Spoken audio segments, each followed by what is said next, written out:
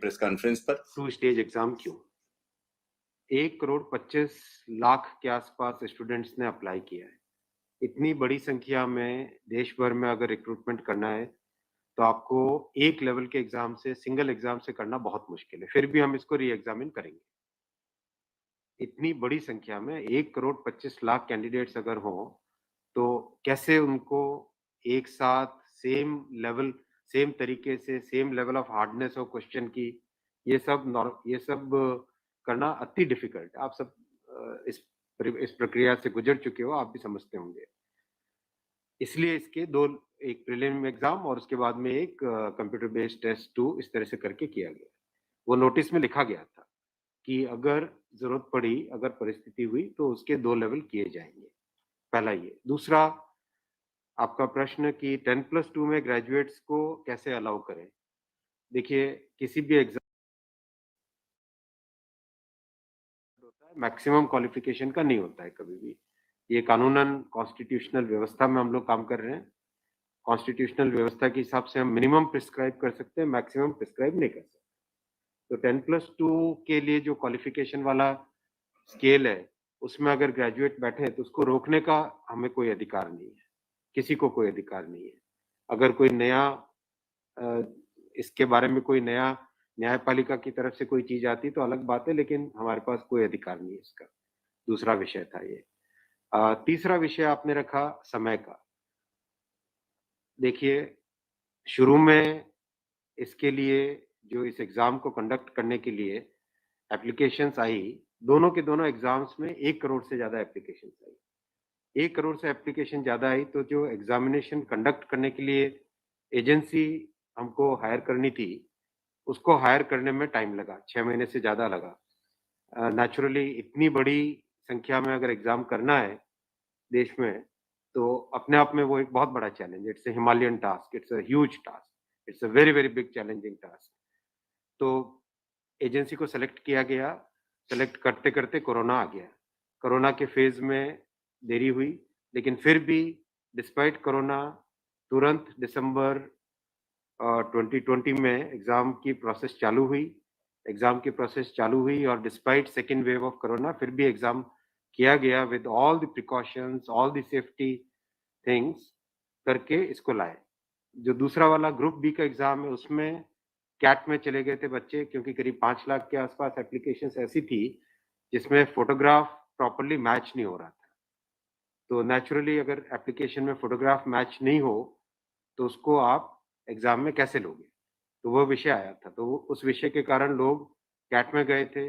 Administrative tribunal ने जैसे ही उसका समाधान किया, फैसला किया, उसके फैसले के तुरंत बाद में हम लोगों ने एग्ज़ाम के प्रोसेस को आगे किया।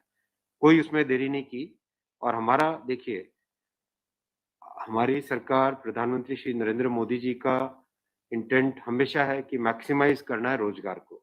इसीलिए आप देखिए, इतनी बड़ी संख्या में, यानी रेलवे में 1,40,000 टोटल, 1,05,000 ग्रुप डी की कैटेगरी में, लेवल 1 की कैटेगरी में, और लेवल 2 से लेवल 6 की कैटेगरी में 35,000 कैंडिडेट्स वैकेंसीज़। 1,40,000 की वैकेंसीज़ लाना कोई छोटी बात नहीं है, बहुत बड़ी बात है।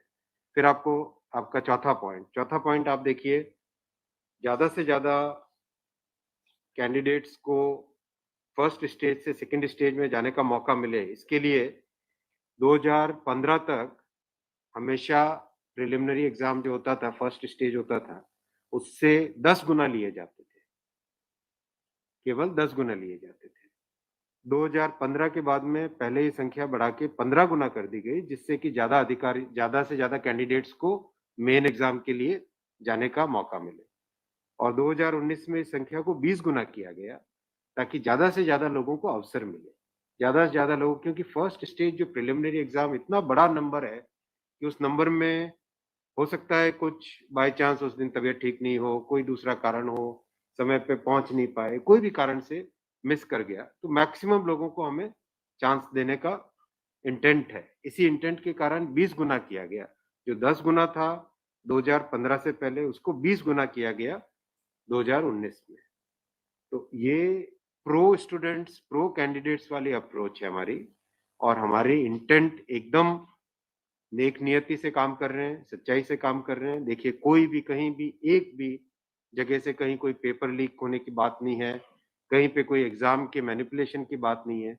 जो आज सिर्फ़ मुद्दा है, मुद्दा सिर्फ़ इतना है कि शॉर्टलिस्ट कैंडिडेट्स कितने किए जाएँ, यही मुद्दा है। इस मुद्दे को सॉल्व करेंगे, इसको भी हम बहुत सेंसिटिवली सॉल्व करेंगे। हमारे लिए छात्र हमारे साथी हैं, हमारे भाई हैं, हमारी ही बहनें हैं, जो एग्ज़ाम दे रहे हैं, तो हमारे लिए बहुत इम्पोर्टेंट है, हम इसको बहुत सेंसिटिवली हैंडल करेंगे। तस्वीर और दिखाई पड़ी बच्चों को लाठीचार्ज कर रहा, तो आपने देखा, अगर तस्वीरें दिखाई हो हॉस्टल में घुस मैं के आपको पुलिस इतना ने बताना चाहूँगा कि जो लोग किसी भी अपनी खुद की संपत्ति को अगर जलाते हैं, खुद की संपत्ति पे अगर अटैक करते हैं, उसको डिस्ट्रॉय करने की कोशिश करते हैं, तो उसमें जो प्रक्रिया पुलिस की होती है वो होनी अगर हुई है, मेरी बात आप इसमें स्पष्ट रखिए कि मैं छात्रों को कह रहा हूँ कि ये आपकी संपत्ति है।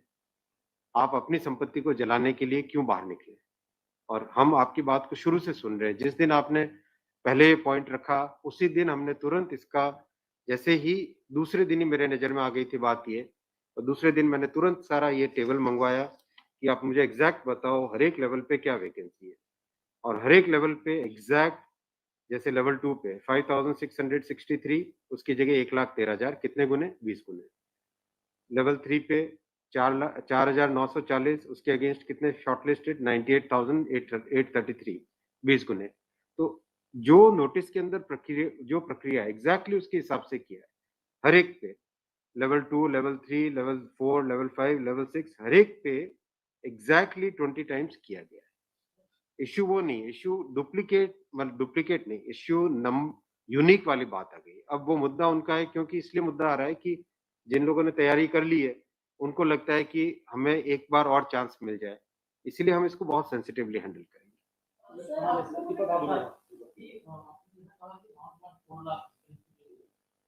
One of the world's largest. As of now, how many of recruitment has happened, and by when all these things will be done? Because it was announced. यही तो रिक्रूटमेंट चल रहा है। देखो इतना मैसिव मैं आपको पूछूँ कि वर्ल्ड का सबसे बड़ा एग्ज़ाम कौन सा है? वर्ल्ड का अगर या इंडिया का भी अगर बड़े एग्ज़ाम्स देखें, तो बड़े एग्ज़ाम्स में जेईई बहुत बड़ा एग्ज़ाम होता है। सिविल सर्विसेज बहुत बड़ा एग्ज़ाम होता है। स्टाफ सिलेक्शन कमीशन का बहुत बड़ा एग्ज़ाम। इन सब एग्ज़ाम्स में एप्लीकेशंस की संख्या होती है 5 से 7 लाख, 8 लाख, 10 लाख। यहाँ 1 करोड़ एप्लीकेशंस हैं। आप ये तो देखिए ना कि कठिन कितना है। 1 करोड़ एप्लीकेशंस, सवा करोड़ एप्लीकेशंस, 1 करोड़ 25 लाख, 1 करोड़ 35 लाख उसमें समय लगता है। But this is something government was aware in a country where there is so much of unemployment, and there will be vacancy like this. तो Everyone will apply. इसीलिए तो टाइम तो इतना लगेगा ही। अगर आपको इस एग्ज़ाम को ढंग से करना है इतना टाइम लगेगा, चाहे कोई करे। और उसके बाद भी आज देखा कि गया से आगजनी की तस्वीरें आ रही हैं। क्या ये कन्वे नहीं हो पा रहा है? कहाँ पर ये लैक ऑफ कम्युनिकेशन आपको लग रहा है या मैटर पॉलिटिसाइज हो चुका है? नहीं, कुछ लोग इसका गलत फ़ायदा उठा रहे हैं और मैं उनसे भी निवेदन करूँगा कि छात्रों को भ्रमित न करें, कोई गलत इसका उपयोग न करें। ये छात्रों का मामला है, ये देश का मामला है, इसको हमें सेंसिटिवली हैंडल करना चाहिए और इसमें हर तरीके से संवेदनशीलता के साथ इस मामले को लेना चाहिए। सर, कुछ छात्रों के ऊपर एफआईआर भी दर्ज की है, कुछ पुलिस कस्टडी में भी अभी के समय में है, ऐसी खबरें आ रही हैं। आप खबरों की जाँच करिए। देखो जो पुलिस की प्रक्रिया है वो अलग चीज़ है। मैं अभी मुद्दा है जो उस मुद्दे को कैसे सॉल्व करें उस पे सोचना चाहिए। हमें फॉरवर्ड लुकिंग होना पड़ेगा। मेरा एक सवाल है कि जिन राज्यों में हिंसा की खबरें या फिर जो रेल रोकने का जो मूवमेंट चल रहा है, ट्रैक पे स्टूडेंट बैठे हैं, क्या उन राज्यों के मुख्यमंत्री से आपकी बात हुई है और क्या कुछ आप लोग की इस संदर्भ में कि कैसे? बिल्कुल, सब जगह लॉ एंड ऑर्डर स्टेट का जो रोल होता है, राज्यों के मुख्यमंत्रियों ने भी बहुत संवेदनशीलता के साथ काम किया है और हम भी कॉन्स्टेंटली टच में हैं, कंटिन्यूअसली टच में हैं और जो आज कमिटी की बात भी सबके पास जा चुकी है ऑलरेडी और मेरे ख्याल से ज़्यादातर जगह से स्टूडेंट्स ने इस विषय को स्वीकार भी किया है और मैं अभी भी रिक्वेस्ट करूँगा एक बार फिर सारे स्टूडेंट बंधुओं को, छात्रों को, कैंडिडेट्स को कि आप प्लीज़ अपनी ग्रीवेंसेस को, अपने पॉइंट को, अपने कंसर्न को, अपने विषय को, अपने मुद्दे को फॉर्मली रखिए। हम इसको एकदम संवेदनशीलता के साथ टैकल करेंगे।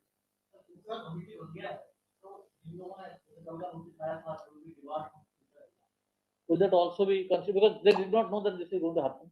नहीं देखो, कमिटी एक बहुत ही सीनियर ऑफिसर्स की है और ये कमेटी हर चीज को, जितने भी मुद्दे इसमें आएंगे हर एक मुद्दे को जल्दी से जल्दी, इसमें कमेटी का टाइम लिमिट भी दिया है। कितना टाइम दिया हमने टाइम लिमिट? 4 मार्च तक। जो कमेटी की रिपोर्ट आने का क्या मतलब, जल्दी से जल्दी हमारा एम है कि इस मुद्दे को बिल्कुल भी डिले ना करके जल्दी से जल्दी सॉल्व करें। 16/2 तक सारे के सारे कैंडिडेट्स अपने कंसर्न सबमिट कर सकते हैं। 3 वीक्स टाइम दिया, I think that's a reasonable time, इससे ज्यादा टाइम देने की जरूरत नहीं है।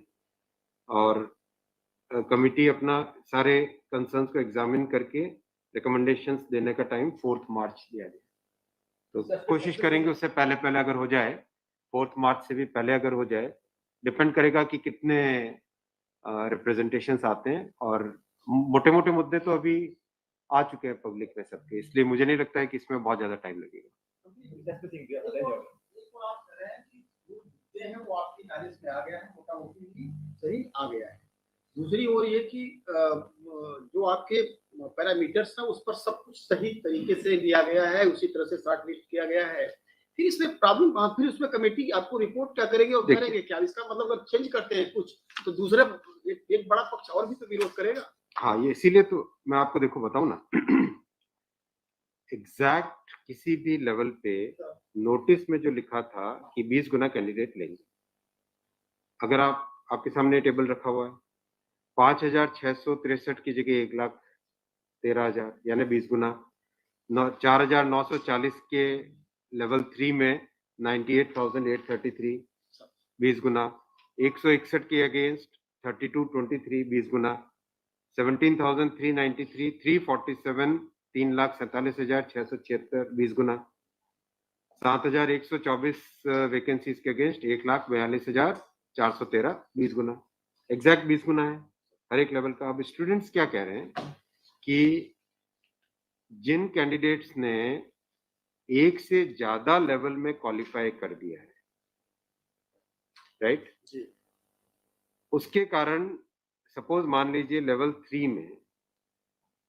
जो लेवल 5 का कैंडिडेट है वो भी क्वालिफाई हो गया है जी, तो वो लेवल 3 में कोई एक कैंडिडेट को जो क्वालिफाई नहीं हुआ है, उसे लगता है कि अगर उसको यूनिक के हिसाब से काउंट करते तो शायद उसको भी एक मौका मिल जाता मेन एग्जाम देने का। बराबर है, ये मुद्दा है, मुद्दा ही है। अब जो नोटिस इनवाइटिंग एग्जाम है, एग्जाम का जो नोटिफिकेशन होता है उसकी एक सैंक्टिटी है, वो कोर्ट का मैटर है, वो लीगल मैटर हो जाता है।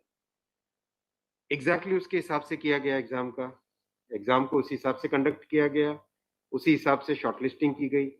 अब जब ये मुद्दा आया है तो इस मुद्दे को सॉल्व करने के लिए कोई ना कोई तो तरीका निकालना पड़ेगा, राइट? तो आपका जो प्रश्न है, आपका प्रश्न वैलिड है कि क्यों ऐसा। आपके सामने डेटा सामने रखे हुए हैं, डेटा आप सबके सामने है, बिल्कुल एग्जैक्ट डेटा है कोई, और ये डेटा हमने पहले दिन ही दे दिया था। जो टर्म कंडीशंस ऑलरेडी जब पब्लिसाइज किया जाता है, कोई पोस्ट होती है तो उसके लिए टर्म कंडीशंस ऑलरेडी पहले से घोषित होता है, उसके आधार पर ही ये सब कुछ किया गया होगा। हाँ बिल्कुल। फिर एक कमेटी या आपको कुछ रास्ता आप नहीं दिख रहा है क्या? ये जो कमेटी रिपोर्ट देगी क्या उसके अगेंस्ट देगी जो आपके टर्म कंडीशंस पहले वाले थे? बात वही है ना कि आपकी बात, तो फिर लोग कोर्ट जाएंगे। हाँ बात वही होगा जो नहीं, अपने को तरीका ऐसा सॉल्व करना पड़ेगा, कोई तो ऐसा तरीका निकालना पड़ेगा जिससे कि जो लोग शॉर्टलिस्ट हुए हैं उनका भी करियर इफेक्ट ना हो, उनके प्रोस्पेक्ट्स भी कमजोर ना हो, और जो लोगों की ग्रीवेंस है उस ग्रीवेंस को तो एड्रेस करना पड़ेगा ना। छात्रों का मुद्दा है और लोगों ने अगर ग्रीवेंस रेज की है तो हमारी ड्यूटी है कि उसको हमें एड्रेस तो करना पड़ेगा ना। लेकिन आप देख रहे हैं आपके सामने ये टेबल है, एग्जैक्ट हर एक लेवल पे 20 टाइम्स है एग्जैक्ट। ये आप टेबल आप सब लोग देख लीजिए। और ये हमने जैसे ही शॉर्टलिस्टिंग हुई, कुछ लोगों ने मुद्दा उठाया, तुरंत मैंने आरआरबीज को क्लियर बोला था कि ये एग्जाम हमारी तरफ से एकदम ट्रांसपेरेंटली होना चाहिए और हर जगह एग्जैक्ट ये सब नंबर्स रखे गए। एक सवाल अगर आपके धन्यवाद। ठीक है, थैंक यू सो मच।